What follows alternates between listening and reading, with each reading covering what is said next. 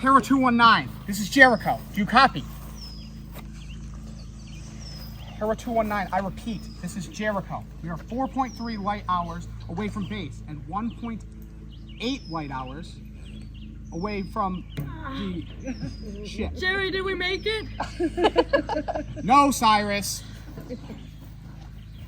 Hera 219, this is Jericho. Jerry? We are 4.3 light hours I think that thing's away busted. from... It's not coming through. Everything's busted, Cyrus. You crashed our spaceship. Correction, I landed the spaceship, okay? You're welcome for the record. Oh, thank you for stranding us 1.7 billion miles from our destination. And now we're in... Where are we? I don't know. You're the navigator. I'm just the pilot. Didn't you just have a map or something?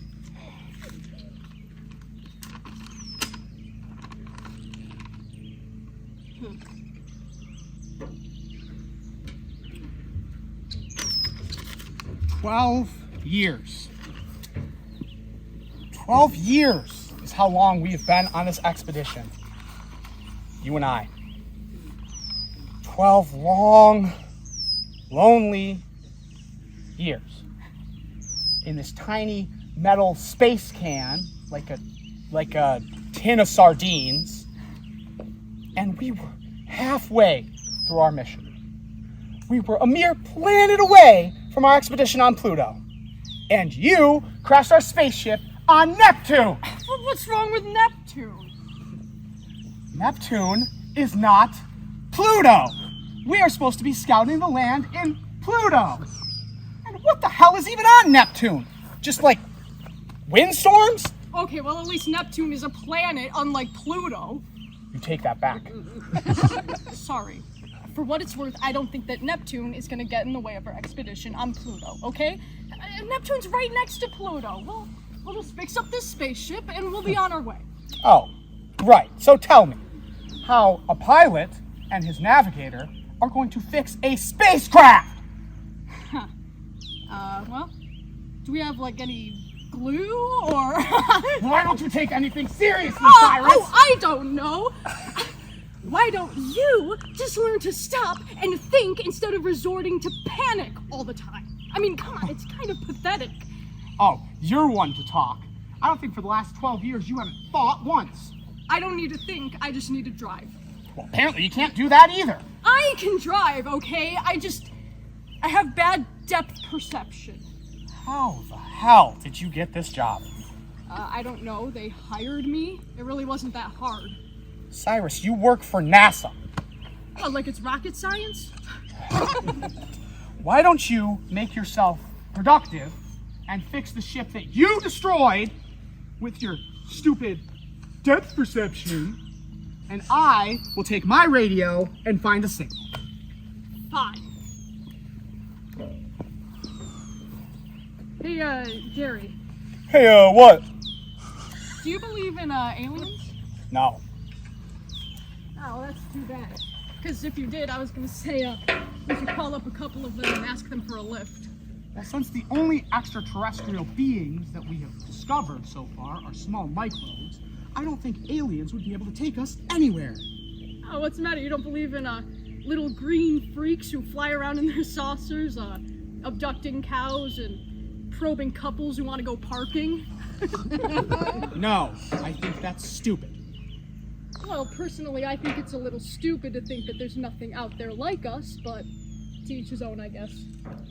It's obvious that there's not. There's no evidence that there are aliens. See, but the thing with that is, I feel like, in this case, going just based off evidence, it feels like the opposite of logic, you know?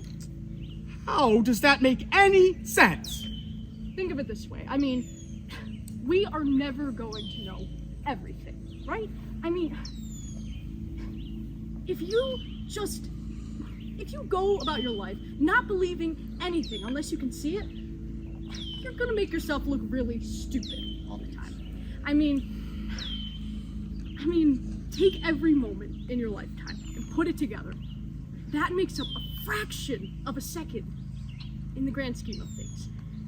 Besides, I don't really think that you can expect the universe to think that needs to prove something to you. I mean, you're so insignificant to it. It sounds like you think the universe is some conscious, living being. Why, you don't think it is? Of course not. It's just matter.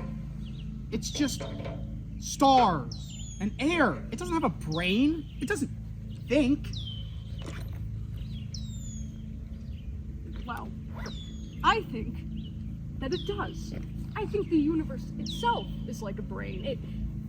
It evolves and adapts. It expands, you know? Even so, it does not prove the existence of aliens.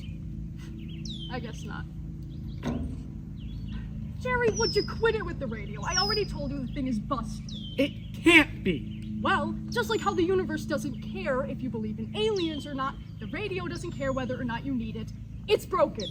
If you had just been paying attention, we wouldn't have Don't crashed even the ship and the radio would work. I was paying attention, thank you. Oh, right. It was your stupid depth perception. Okay, you know what? You are being kind of a jerk right now. It's not a jerk being a jerk to state the obvious. You screwed up, Cyrus. You don't think I know that? Well, you're sure not acting like it. It took us 12 years to get here. I know. It is going to take a rescue party 12 years I to find us. I know. We're going to die, Cyrus. It's been 5 minutes, Jerry. Get a grip. If you'd gotten a grip of the spaceship, we wouldn't be here. No. Okay. You know what? This is exactly what I'm talking about. You resort to panic instead of stopping and thinking. The inability to think is a part of panicking. But you don't have to fly off the handle every time you feel a bit of panic in your chest, Jerry. I mean, doesn't it ever exhaust you? How am I supposed to feel upset if I can't act upset? That doesn't make any sense. You can be upset without losing control. You don't get to talk to me about losing control. You crashed our spaceship on Neptune! That's losing control! At least I didn't scream my head off at the pilot, okay? I kept my head when the spaceship was crashing, okay? I knew I had to keep my head or else someone was gonna get hurt. That's more than what you did. That's more than what you're doing right now. I was afraid. I am afraid. I know. But one of us has to keep cool in this situation. And somehow I just knew it wasn't going to be you because it never is. Well, what's that supposed to mean? It means that I've gotten to know you every day for the last 12 years, Jerry, and you have never been brave a second in your life. I am brave, but not when we're stranded together on Neptune! I feel like that's the exact moment when you should prove your bravery, Jerry, but you didn't. If bravery means I can't be scared, then I guess I'm not brave. I never said you couldn't be scared. I just mean that you shouldn't let that consume you. And that's exactly your problem. What? You don't feel anything. I feel, okay? Well, you don't show it. Everything's just a joke to you. And you're just so afraid of people thinking that you're, like, weak or something. I'm not afraid, okay? I just don't want you to... You know what? Just shut up, okay? Just shut up. Shut up. Why should I? You never shut up when I tell you to. I don't insult you like that. We shouldn't be arguing like this. Says you. I don't think you're weak. I know. It's not because you keep a level head all the time. I know you that. think that I do. I don't. I don't think so. And I just don't want you to keep it all in when you're so afraid. I'm not afraid, Jerry. I do it so you don't have to, okay? Just play with your stupid radio. I never asked you to do that. I never asked you to keep it all in. I never asked you to keep talking, and yet here we are. You shouldn't have to be brave because I can't be. That's pathetic. Jerry, come on, you're not pathetic. I am pathetic. You're right. I made my feelings your problem. Jerry, no you didn't. That's my fault. I did it to myself. Sorry, Cyrus.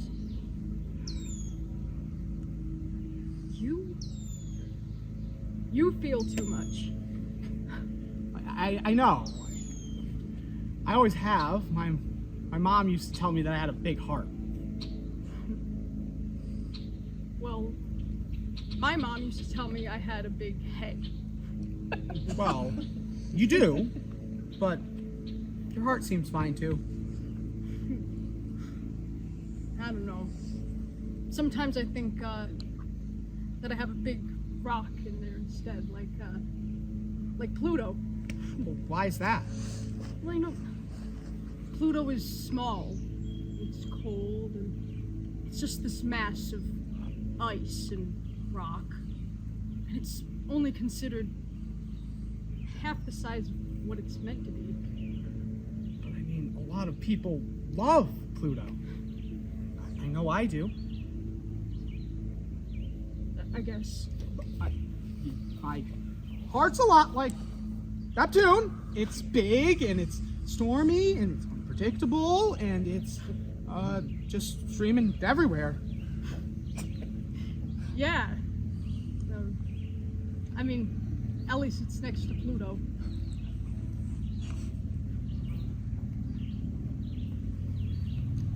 I think that this radio's busted. Yeah, I told you it was. Everything is. Cyrus, Jericho? this isn't your fault, and I'm sorry that I said it was. Jerry, it's fine, okay? You always do this, and I've learned not to take it so seriously when you say things under pressure. But it isn't right. But it's just the way that you are. But I shouldn't be like that. But you are. I mean, it's just as you said, you're like Neptune. Okay? And I don't think there's anything wrong with Neptune. I really, really like Neptune. Really? Yeah. You know what's funny? Funny? You find something funny. Yeah, I do. I mean, 12 years is just such a long time to know someone. I mean, yeah, I guess. When you talk about 12 years, it feels like forever. It doesn't feel like that, you know? Yeah, I do. And I mean, it feels like just yesterday we got on this spaceship together. At least it does to me. Yeah, I remember, I would always wonder how on earth we were going to learn to get along. I guess we never did. Not really. It's funny. You know, 12 years is just a fraction of a second in the grand scheme of things. Yeah. Makes you think, what's 12 more? What? I mean, what's 12 more? We're stuck here until a rescue party comes, if they ever do. We have 24 years of supplies on this ship. 12 years for the way to Pluto, and 12 years for the way back. Maybe being here on Neptune isn't so bad. For 12 years, we weren't able to find where we wanted to be. But maybe in 24, we will. And the rescue team, what if it never comes back? Then we spend the best 12 years of our lives here, together.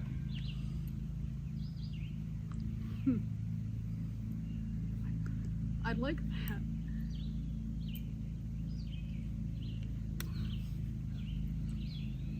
You know, Jerry, the universe all around us is moving. We're moving with it. Can you feel it? Yes.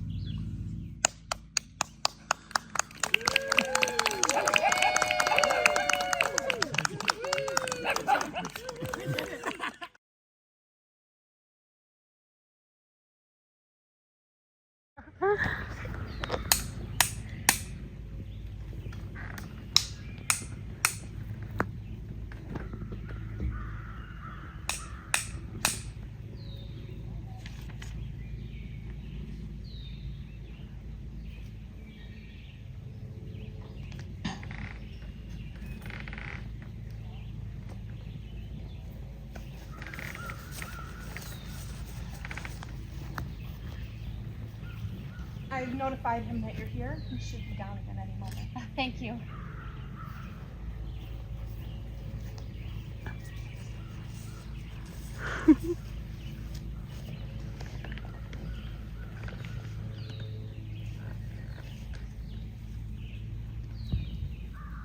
Quite an impressive statue, isn't it?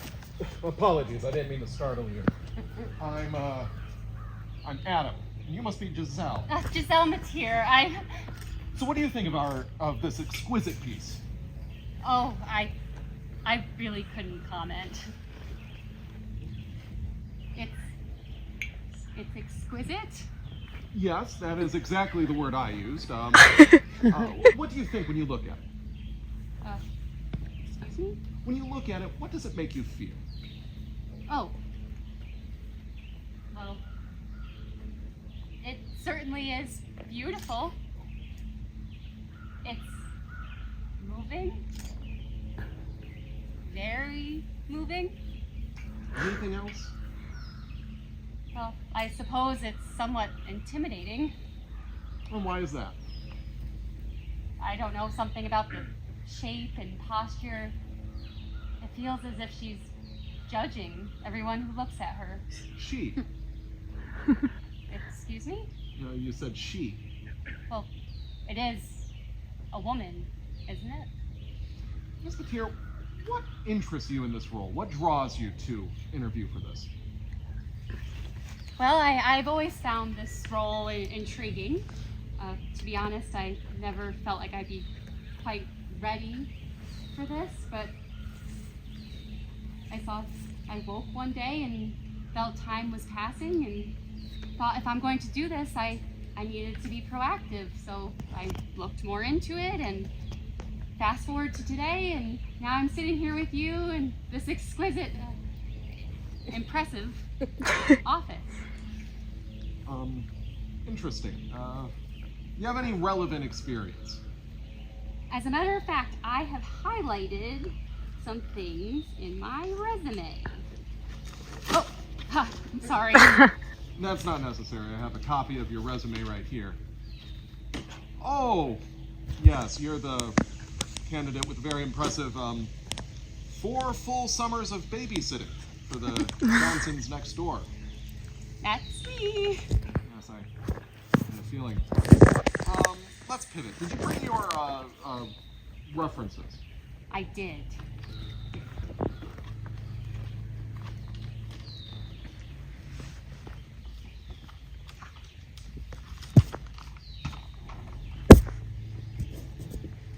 Well, Miss Matier, I've had plenty of impressive names come across my desk, but I see that Fido the Golden Doodle should be a good fit for this job. I know he doesn't stick his snout out for just anybody. Not a great look, is it? It's not a great start, I'm afraid.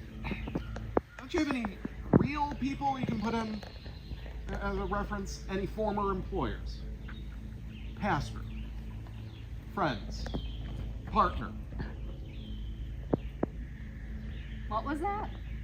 I've noticed, Mrs. Matier, you've not mentioned a partner. I'm so sorry. Did you say partner? I did, yes. Well, I'm not really sure that it's something that should be mentioned in an interview. Well, a lot of people, when they interview for this, who come in to interview for this position, are in committed relationships of some kind. Well, I am not. Look, my goal is not to make you feel uncomfortable. If you're not happy with this line of questioning, we don't have to continue it. But I understand that these aren't normal questions. This is a unique position. I have to ask you questions that you wouldn't be asked if you were interviewing to be like shift lead at Target, right? So, we don't have to continue if you're not comfortable. No, it's fine. Let's continue. Snow partner, that's okay. Why don't we switch things up? We'll do some either-or questions. I'll ask you two things. You choose between them. The first one, would you describe yourself as an introvert or an extrovert? I don't know. Sometimes one, sometimes the other. If you had to pick one. Introvert. All right. Dogs versus cats. Dogs. Very good. Type A or type B? I think we already have the answer to that one. Let's get back to the nitty-gritty. All right. What's your highest level of education you've achieved? I went to a state school for 3 years. What did you study? I majored in liberal arts. Why liberal arts? I wasn't sure what I wanted to study. Why go to college at all if you didn't know what you wanted to do? I didn't want to miss out. Miss out on what? You know, the college experience? You mean... We'll just put down social groups, university groups. How were your grades? They were pretty decent. What was your GPA? About 3.4. You mentioned 3 years. Did you graduate early? No, Did you graduate at all? I couldn't. Why not? Money got tight. Tuition went up. I couldn't afford to finish. Miss Mateer, why should I consider you for this position? Well, because Breathe, Mrs. Mateer, breathe. I'm sorry. All of this is just making me really nervous. It is not, I'm not trying to make you nervous. Look, nerves are to be expected. In fact, I would be concerned if you weren't at least a little bit anxious. How about this? Would it make you feel better if we switch things up? You ask me a question. Really? Yes. Ask me anything you'd like. What kind of question would you like me to ask? Anything at all. Whatever you'd like. Well, actually, I was Well, wondering... as long as it pertains to the position. I mean, this is still an interview. Right. Well, would it be cheating if I asked you what you were looking for in a candidate? Not at all. Essentially, what we're looking for is a team player. Someone who will be passionate about the work, who will consider it more than just a 9 to 5, they clock in and out at the end of the day. Because I'm not going to sugarcoat it for you, Miss Mateer. This job is difficult. Every day will ask more of you than the day before. And it's going to be tough. We're talking early mornings, late nights. Your eyes will burn, your muscles will ache. And it's not always glorious, too. Sometimes the job is downright unpleasant. But the right candidate, the perfect candidate, will not be discouraged or dissuaded. They will be refreshed and renewed, eager to greet the new obstacles each day has to give them. Not much about work-life balance here, huh? What was that? Nothing. No, I'm sorry, what did you say? Oh, I was just making a joke. I didn't mean to insult. You were trying to be funny. I'm sorry. Is this a game to you, Giselle? No, it's not. I was just Look, trying to... There are hundreds of people who would like to interview for this position. Hundreds, more qualified than you, who would literally kill. Then why don't you get off your high horse and call one of them now?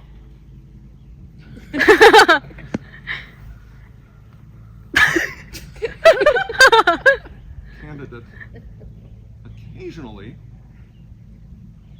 shows fiery temper. That's good. Relax. Breathe. So, Miss Mateer, what do you like to do? You mean other than sleep? Yes. Other than sleep, what do you like to do with your free time? Well, I like to hike. Really? Yes. I mean, nothing crazy. I'm not going up trekking Mount Doom or anything like that. I just, just the run-of-the-mill, tourist-friendly mountain hike. It's just nice. What do you like about hiking? Well, I like to go outside. Well, that's not always true. Sometimes I really don't like to go outside. To be honest, 90% of the time I'd rather just sit in my bed in a blanket cocoon, just rotting away. But that's when I know I really need to go out and do it. I need to sum up all my energy and go out and hike. And then I get that fresh air and I see the fog on top of the hills. I wonder why I ever dreaded going outside in the first place. Why am I so incapable of doing things I love?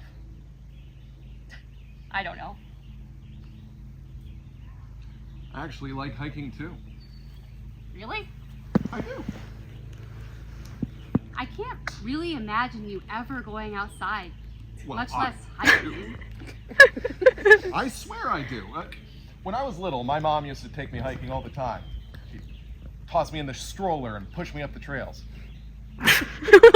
That's kind of cheating, you know that, right? Ha ha. Well, in all seriousness, though, we did go hiking a lot as I was growing up. We'd go to the state park. There was this trail there I loved. My mom wasn't a huge fan of it. It was really steep, and she had this rambunctious, annoying kid with her. But I loved the trail because that's where all the wildlife would gather. You'd see deer and squirrels, even skunks. I lost count of how many times we went up that trail, but I never heard her complain. After she died, I went up there. I kept going there anyway. Felt right, but I'd be the first to mention it's not the same. I'm sorry. She sounds like she was a hell of a woman. You have no idea. Miss Mateer, are you really okay for this job, this position? I am. You believe you're capable of this? I can do it. Because to be perfectly honest with you, I'm not sure this is the right fit. Why not? Why not me? Do I really have to say? Okay, your primary reference was a dog. Tyler is an excellent judge of character. He's still your pet. Your only relevant experience is 4 years of babysitting. You never graduated college. You're a type B klutz. You have no one besides yourself, and that barely even counts because you refuse to have any faith in yourself. That isn't true. Oh, and I asked you why you should have this job just a moment ago, and you were unable to tell me an answer. Well? Look, I don't need some hotshot and his statue to tell me about all the ways I've screwed up in life. And you're wrong to say that I have no relevant experience. My whole life was one giant relevant experience leading up to this. Yes, I've made mistakes, and my life is not what I thought it would be. And yes, I may stay rotting in my room sometimes. You know what? Despite all of that, I could just stay in my blanket cocoon, but I always end up leaving my room and climbing that mountain. And I don't know, I look at you and you think you know everything. And honestly, I worry about you. About me? I do. I think about all the trials you're going to face and how you don't know how to deal with them, and I do. And I look at you and I think maybe I can show you how to get through those bumps in the trail. Maybe when you face those problems and you just want to stay and rot in your room, I can be the one that pushes him up the trail, metaphorically speaking.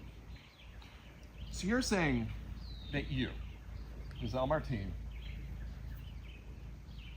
didn't graduate college, single, low income, who would rather spend her life rotting in her room than leave, who's intimidated by a statue. You're the right person for this position.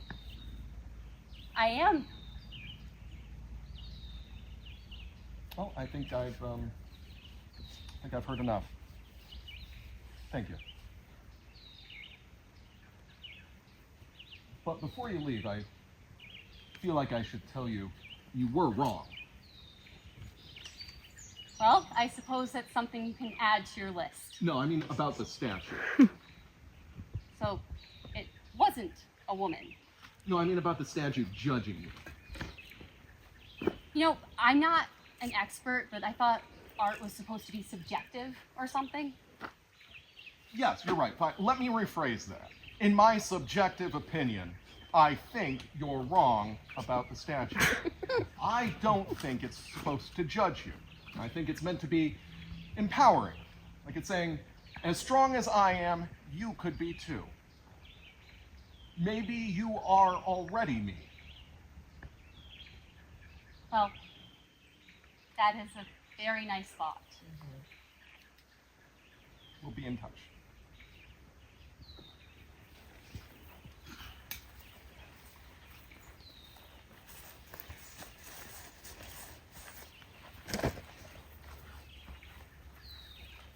So, what did you think? She's the one.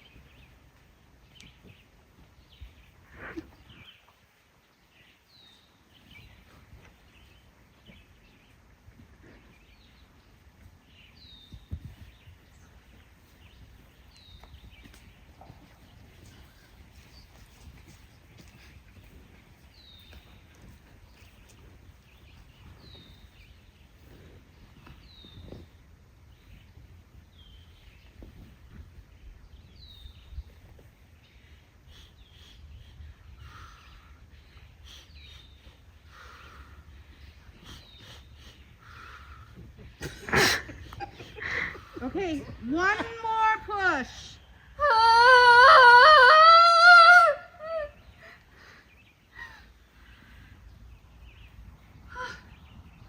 That's a beautiful baby boy. Adam! His name is Adam! It was always you, Mom. I was always going to choose you.